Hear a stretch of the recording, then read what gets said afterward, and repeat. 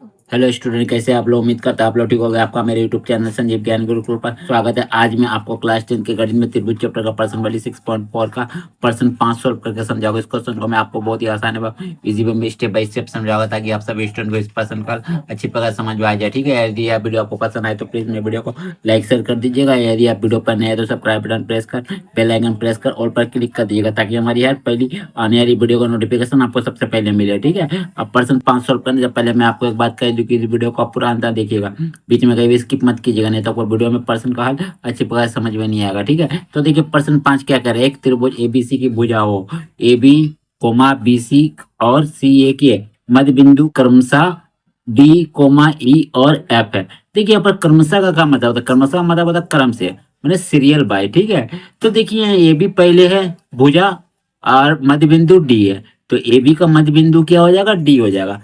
इसी प्रकार बीसी का क्या हो जाएगा? ई हो जाएगा। उसके बाद सी ए का मध्य बिंदु क्या हो जाएगा? एफ हो जाएगा। ठीक है, तो हमें ज्ञात क्या करना है? हमें ज्ञात करना है त्रिभुज डी एफ और त्रिभुज ए बी सी के क्षेत्रफलों का अनुपात ज्ञात करना है। ठीक है, तो देखिए मैंने एक त्रिभुज बना लिया ए बी सी। ठीक है, और इस ए बी सी त्रिभुज में जैसे कि आपका प्रश्न में क्या आ गया, ए बी भुजा का मध्य बिंदु क्या है? देखिए डी। उसका बाद बी सी भुजा का मध्य बिंदु क्या है? ई। उसके बाद देखिए आपका ए सी या सी ए भुजा का मध्य बिंदु क्या है? एफ है। ठीक है, तो हमें जो सिद्ध करना है, क्या सिद्ध करना था? त्रिभुज डी एफ और त्रिभुज ए बी सी के क्षेत्रफलों का अनुपात ज्ञात करना है। ठीक है, तो सबसे पहले जो दिया उसको हम लोग लिख लेते हैं, उसके बाद सवाल पर आगे बढ़ते हैं। ठीक है, तो लिखते हैं हल।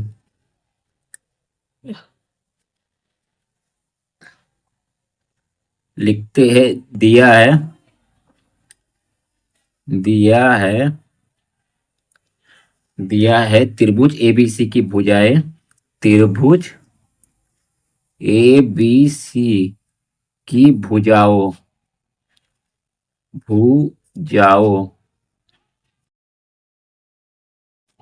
ए बी बी सी और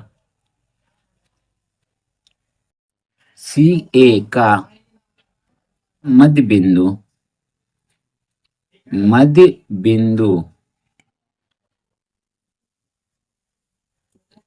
मध्य बिंदु आपका क्या?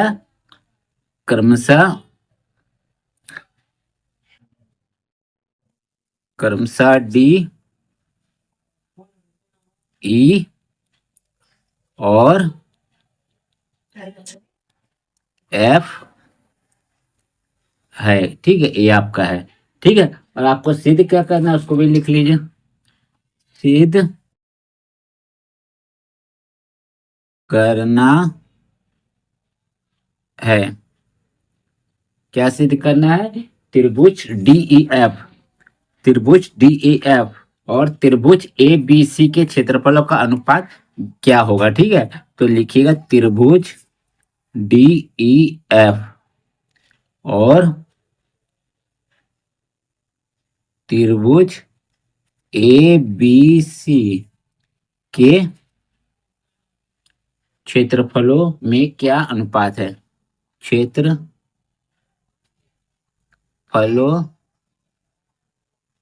में क्या अनुपात है? क्या अनुपात है? ठीक है, चलिए अब हम लोग इसको प्रमाणित करेंगे, तो लिखिएगा प्रमाण। ठीक है, अब देखिए इसको, इन दोनों त्रिभुज डी एफ और त्रिभुज ए बी सी को क्षेत्रफलों को अनुपात ज्ञात करने के लिए सबसे पहले हमें क्या करना होगा? हमें इन दोनों त्रिभुजों को समरूप ज्ञात करना होगा। ठीक है, तो इन दोनों त्रिभुजों को समरूप करने के लिए हम लोग इन दोनों त्रिभुजों को पहले लेंगे त्रिभुज डी एफ, त्रिभुज डी ई एफ और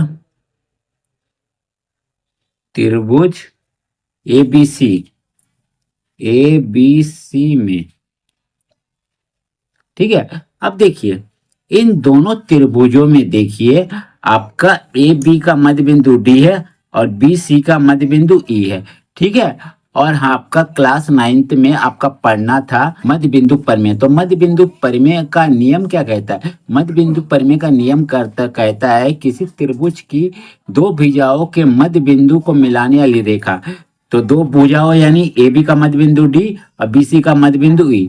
तो दो भुजाओं के मध्य बिंदु को मिलाने वाली ये जो रेखा है, ये जो तीसरी भुजा है इसका क्या होता है? समांतर होता है। और इन तीसरी भुजाओं के लंबाई का आधा भी होता है। आधा भी होता है यानी ए सी भुजा है, ये आधा होगा किसका? डी का, ठीक है। और डी एफ भुजा क्या होगा? बी सी भुजा डी एफ भुजा का आधा होगा, ठीक है। और ए बी आधा होगा किसका? आपका ई एफ भुजा का, ठीक है। तो हम लोग लिखेंगे, ठीक है। तो हम लोग लिखते हैं यहाँ पहले डी एफ भी ले सकते हो आप या डी भी, जो आपको हम डी एफ ले लेते, ठीक है। तो लिखते हैं डी एफ बराबर हाफ, हाफ क्या हो जाएगा? बी सी,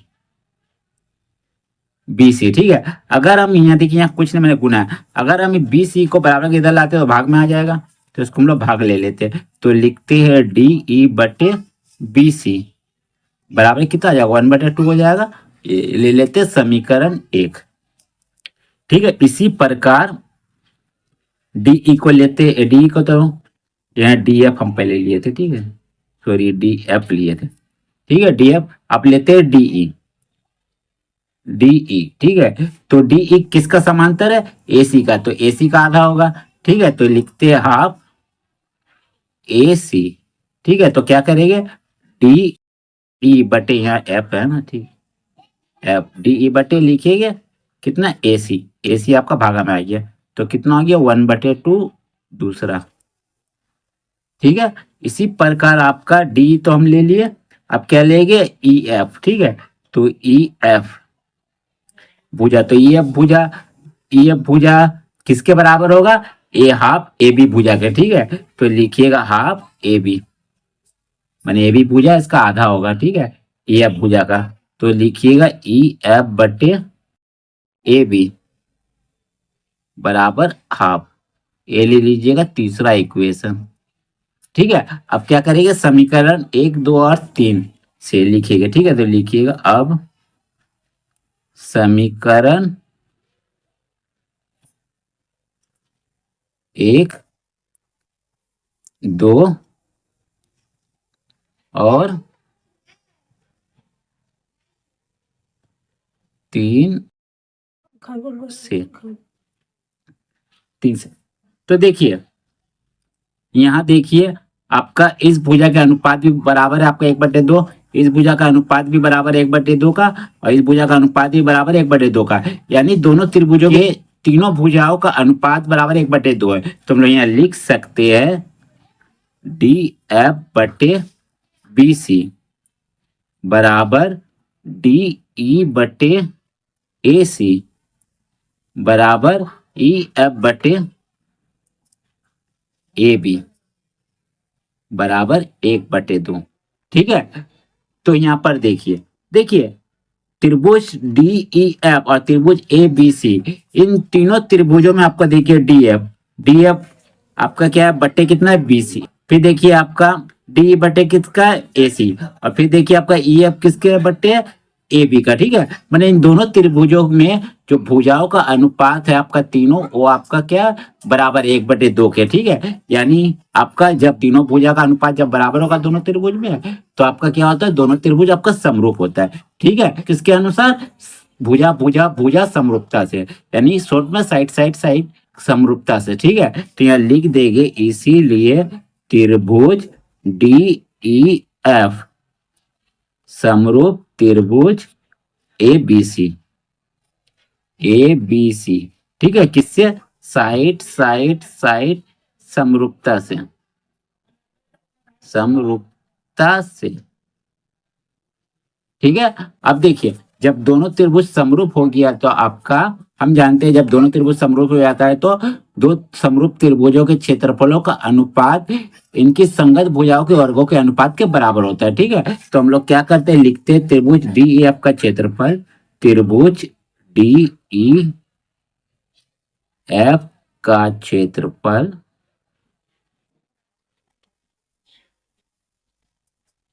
बटे त्रिभुज ए बी सी का क्षेत्रफल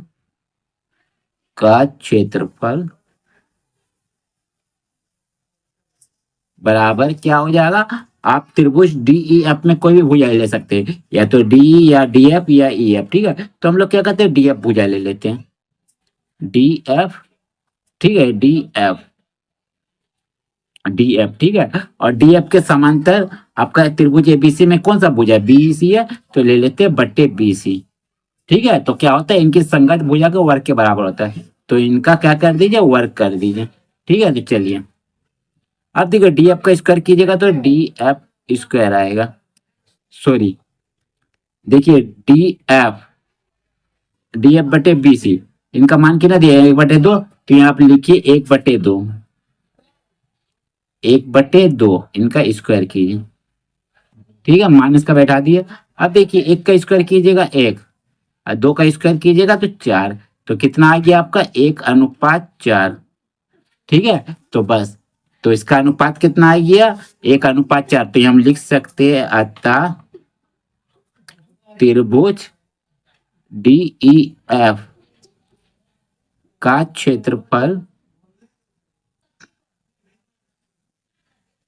क्षेत्रफल अनुपात त्रिभुज ए बी सी का क्षेत्रफल, बी सी का क्षेत्रफल